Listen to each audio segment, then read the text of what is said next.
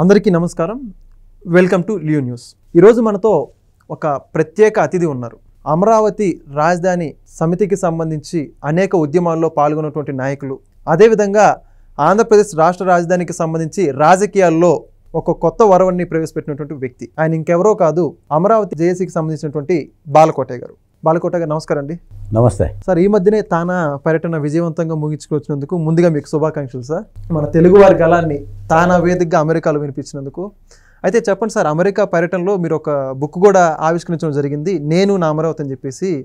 మొత్తంగా ఆ బుక్ సంబంధించిన విశేషాలు ఏంటి, మొత్తంగా మీ తానా పర్యటన ఏ విధంగా కొనసాగిందంటారు? వెంకట గారు ధన్యవాదాలు మీకు లియో వీక్షకులకి. థ్యాంక్స్.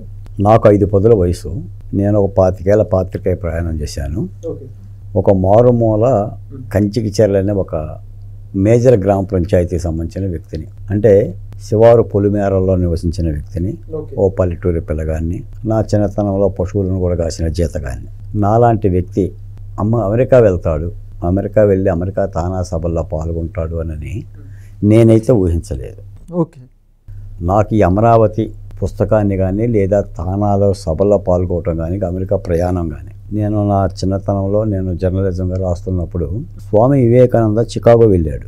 ఆనాడు ప్రపంచ దేశాల మతాల కవి సమ్మేళనం, మతాల యొక్క సమ్మేళనం జరిగితే ఈయన హిందూ ధార్మికత గురించి ఓ చారిత్రాత్మక ప్రసంగం చేశాడని నేను వినేవాడిని. నాకు ఎప్పుడైతే తానాకి సంబంధించిన చైర్మన్ నాదెళ్ల గంగాధర గారు, కోఆర్డినేటరు చాపలమడుగు ఉదయ్ కుమార్ గారి దగ్గర నుంచి ఆహ్వానం లేక వచ్చిందో, నాకు మొట్టమొదటిగా గుర్తొచ్చింది స్వామి వివేకానందే. అంటే అలాంటి మహానుభావుడు కాలు పెట్టిన ఒక చికాగో నగరం లేదంటే అమెరికా నగరం వెళ్తున్నాను అని. కాబట్టి ముందుగా దానికి సంబంధించి మాత్రం తానా సభ్యులందరూ కూడా కృతజ్ఞతలు తెలియజేయాలి. ముఖ్యంగా ఏంటంటే, నేను ఆ తానా మహాసభల్లో నేను ఆవిష్కరించిన పుస్తకం ఇది, నేను నా అమరావతి. రణం, రక్తం, రాజసం. ఈ పుస్తక కొలమానం ఏంటంటే, ఒకటి, భూములిచ్చిన రైతులు, ఏ రాజధాని కోసం భూములను ఇచ్చారో రైతులు, ఆ రాజధానిని రక్షించుకోవటం కోసం చేసిన 1631 రోజుల ఉద్యమ ప్రస్థానం. ఆ ఉద్యమం మీద అప్పటి జగన్మోహన్ రెడ్డి గారు లేదంటే అప్పటి ప్రభుత్వం చేసిన ఒక పదఘట్టంలో ఒక రాక్షస దమనకాండ. ఓకే. వీటన్నిటిని కూడా కూలంకుషంగా ఉద్యమం ఎలా జరిగింది, ఎందుకు జరిగింది, అడుగడుగున మహిళల పడ్డ ఆవేదనలు ఏంటి, దాని నుంచి ఇప్పుడున్న ప్రభుత్వం కూడా తీసుకోవాల్సిన గుణపాఠాలు ఏంటి, ఒక బహుజన కులాలకు సంబంధించిన ప్రతినిధిగా ఆ ఉద్యమంలో రైతుల పక్కన నిలబడి వాళ్ళతో పాటు పాదయాత్రలు చేసి శిబిరాలు 1కి 1000 సార్లు సందర్శించి ఆ ఉద్యమంతో కరసాలం చేసిన వ్యక్తిగా, పాల్గొన్న వ్యక్తిగా రాసిన ఈ పుస్తకం. ఎందుకంటే చరిత్రని అక్షరబద్ధం చేయాలి. మనం చరిత్రలో చాలా చెప్తాం. శ్రీకృష్ణదేవరాయలు చెరువులు తవ్వెను, ఎవరు చెప్పారు?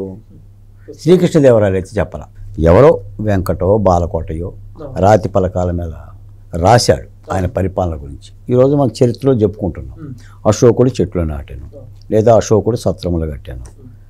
ఇవన్నీ కూడా ఏంటంటే చరిత్రకు అందజేయాలి. అలాగనే తెలుగు నేల మరిచిపోలేని మరువలేని అమరావతి మహోద్యమాన్ని అక్షరబద్ధం చేసి భావితరాలకు అందించాలన్న ఒక సత్సంకల్పాన్ని చాలామంది పెద్దల ఆశీర్వాదంతో ఈ పుస్తక రచన చేశాను.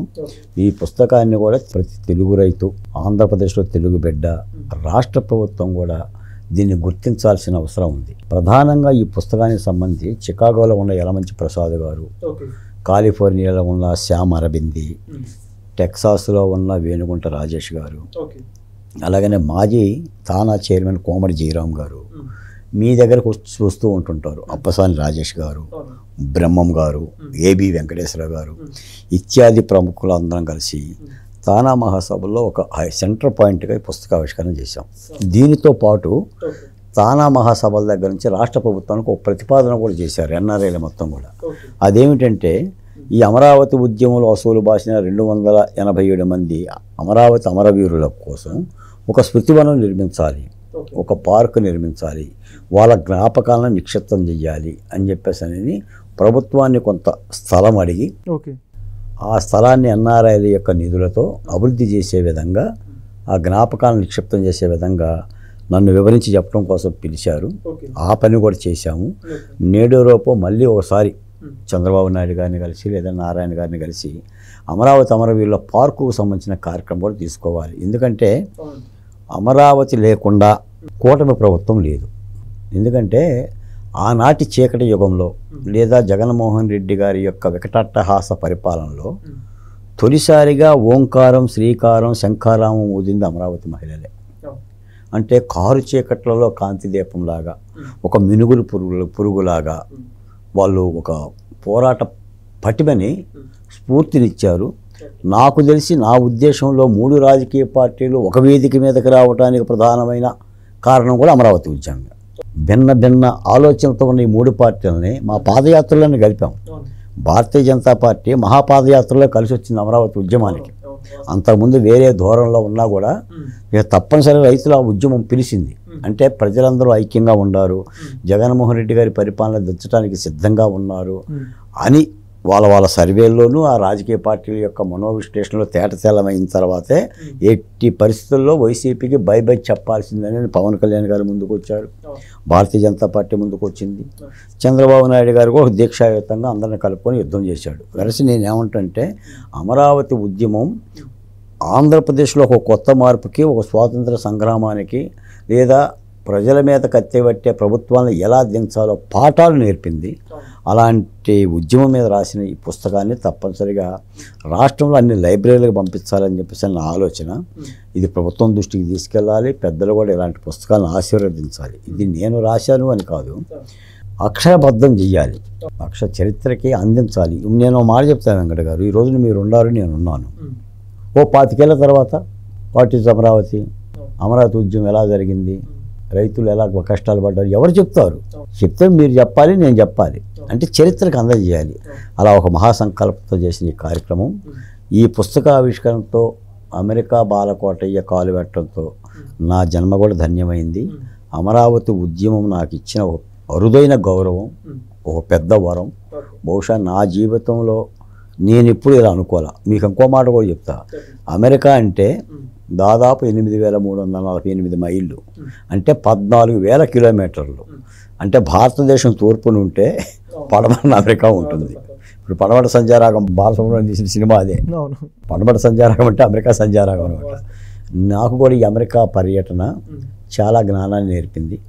అక్కడ ప్రజల జీవన విధానం, అక్కడ ప్రభుత్వాల పరిపాలన పద్ధతి, మన ఎన్ఆర్ఐలు అక్కడికి వెళ్తున్న వాళ్ళు చేస్తున్న పనులు కానీ, వాళ్ళు మాతృదేశాన్ని ఆంధ్రప్రదేశ్ని లేదంటే ఇక్కడ ప్రభుత్వాలనే మంచిని ఎలా వాళ్ళు ఆదుకుంటున్నారు, ఎలా కష్టపడుతున్నారు, చాలా చాలా గుణపాఠాలు.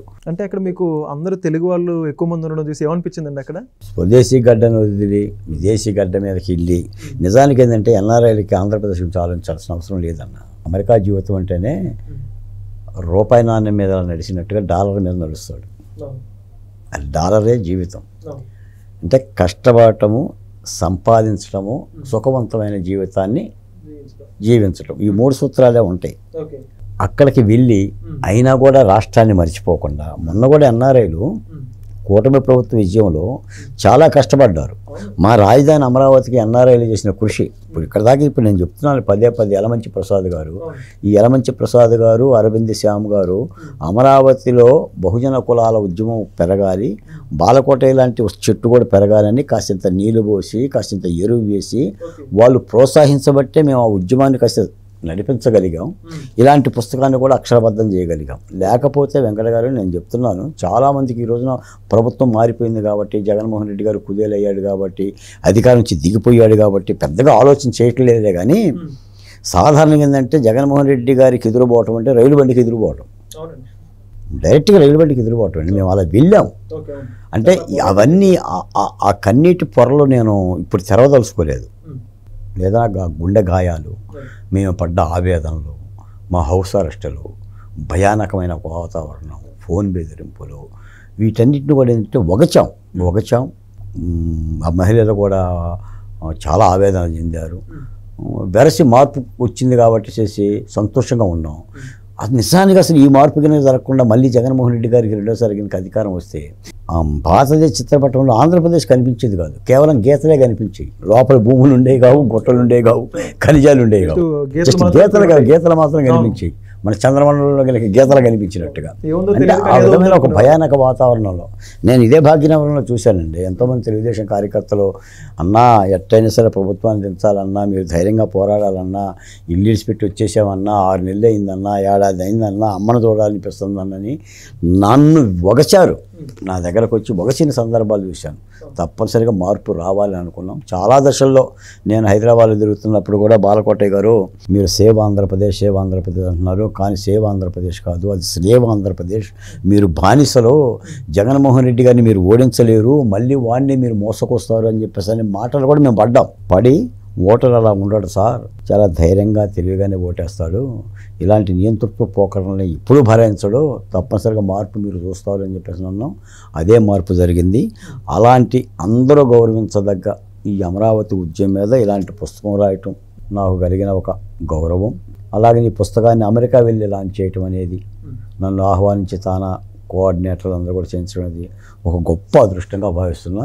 మీ ఛానల్ ద్వారా కూడా తానా సభ్యులందరూ కూడా ధన్యవాదాలు తెలియజేస్తున్నాను. నిజంగా సార్, ఏదైతే మీ యొక్క అమరావతి పోరాట స్ఫూర్తిని అంతా కూడాను క్రోడీకరించి ఒక పుస్తకావిష్కరణ చేయడం, భవిష్యత్ తరాలకి అమరావతి పోరాటం అంటే ఏంటి, అసలు అమరావతి రాజధాని కోసం ఏ విధంగా పోరాటం చేశారు, వాళ్ళ కోసం ఈ పుస్తకం ద్వారా నిజంగా అభినందించదగ్గ విషయం. వీటన్నిటితో పాటుగా ఎన్ఆర్ఐల కృషితో అమరావతి స్ఫూర్తి అని చెప్పేసి మీరు ఏదైతే ఆలోచన ఉందో ఆ ప్రతిపాదన కూడా సాధ్యం త్వరగా విజయవంతం కావాలని కోరుకుంటూ ధన్యవాదాలు. ధన్యవాదాలు. Please subscribe to Leo News for more videos.